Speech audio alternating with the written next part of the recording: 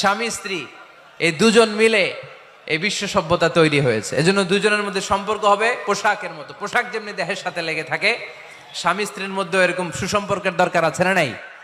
আচ্ছা, আজকে আমরা জানার চেষ্টা করব কি করে স্বামী আর স্ত্রীর মধ্যে এই সুসম্পর্ক বাড়ানো যায়, ইনক্রিজ করা যায়।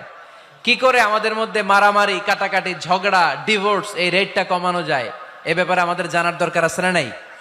ইসলামী শরিয়া স্বামী স্ত্রী প্রত্যেককে ইন্ডিভিজুয়ালি আলাদা আলাদা কিছু দায়িত্ব দিয়েছে। স্বামীকে কিছু দায়িত্ব দিয়েছে, আবার স্ত্রীকে কিছু দায়িত্ব দিয়েছে, আবার উভয়কে কিছু দায়িত্ব দিয়েছে।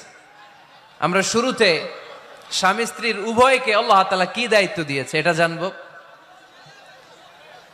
তারপরে স্ত্রীদেরকে আল্লাহ তাআলা কি দায়িত্ব দিয়েছেন সেটা জানবো। সবশেষে স্বামীদেরকে আল্লাহ তাআলা কি দায়িত্ব দিয়েছে সেটা জানবো। এই দায়িত্বগুলো পালন করার মধ্য দিয়ে দাম্পত্য জীবনকে সুখময় করে দিবে কে? আল্লাহ। শুরুতে আমরা জানবো দ্য কালেকটিভ রেসপন্সিবিলিটি, যৌথ দায় দায়িত্ব কি আছে স্বামী আর স্ত্রীর, কেমন করে দাম্পত্য জীবনকে সুখময় শান্তিময় করতে হয়। একটা দাম্পত্য জীবন কলহমুক্ত করতে চাইলে, সুখময় করতে চাইলে সর্বপ্রথম স্বামী স্ত্রীর যেটা খেয়াল রাখতে হবে সেটা হচ্ছে স্বামী স্ত্রীর উভয়ের স্যাক্রিফাইসের মানসিকতা থাকা লাগবে। স্যাক্রিফাইস, আওয়াজ করে আমার সাথে সাথে বলেন স্যাক্রিফাইস। এই স্যাক্রিফাইস ছাড়া দাম্পত্য জীবন টিকবে?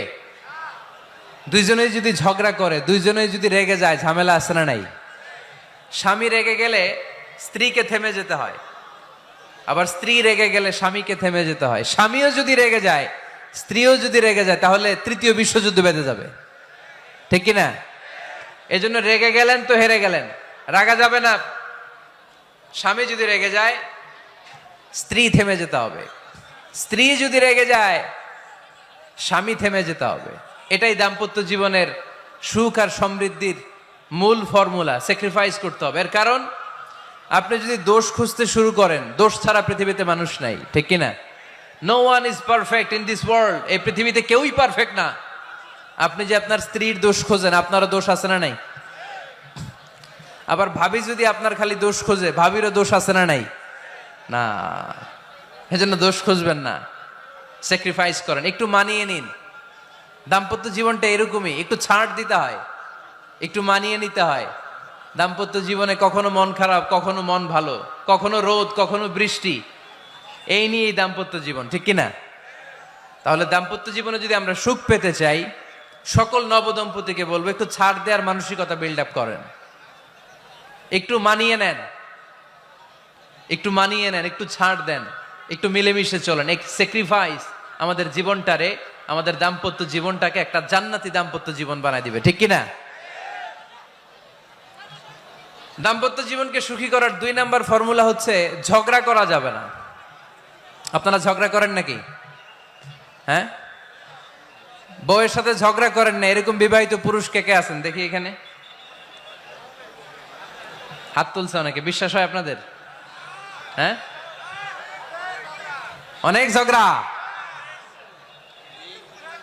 হ্যাঁ, আচ্ছা, মেয়েরা বেশি করে?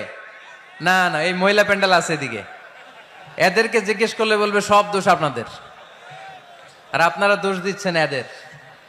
তো ঝগড়া করবেন না মেহরবানি করে, সম্মানিত ভাইরা, ঝগড়া করবেন না।